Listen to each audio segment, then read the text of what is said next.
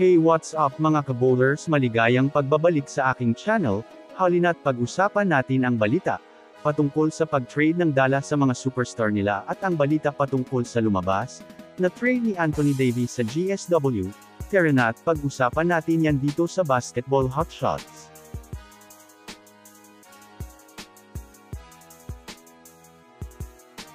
Una nga muna tayong ako mga kabowlers sa balita patungkol sa maaring pag-trade ng Dallas Mavericks ng kanilang mga veteranong superstar sa ngayon.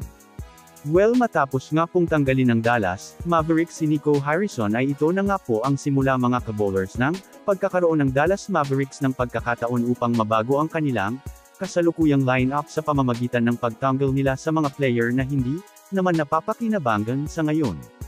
Since nasa worst record nga ang Dallas Mavericks ay kakailanganin nga nila mga kabowlers gumawa ng move upang mabago ang kalagayan nila sa ngayon. Alam naman nga natin mga kabowlers na hindi pa nga po sigurado ang paglalaro ni Kyrie sa Dallas Mavericks dahil na rin naman sa mahabang recovery nito. Kaya naman dito nga mas umiinit ang balita patungkol sa maaring pag-trade nila sa kanilang mga player na wala man lang na iaambag ngayon sa kanila. Kung susumadahin nga natin, malaking balakid ngayon sa Dallas Mavericks ang pagkakaroon nila ngayon ng mga player na may mga injury, kaya ang pinaka-possible way nga na magagawa ng Mavericks ngayon ay mag-trade ng mga superstar na may mga injury ngayon upang makakuha sila ng magagaling na player na mapapakinabangan sa kanilang kupunan ngayon upang makaangat muli sila sa liga. Samantala pumunta naman tayo mga kabowler sa lumabas na trade kay Anthony Davis papunta sa GSW.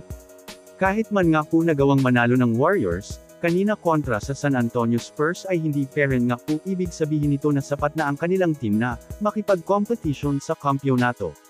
Kung mapapansin nga natin sobrang hirap pa rin nga ang Warriors ngayon pagdating sa ilalim.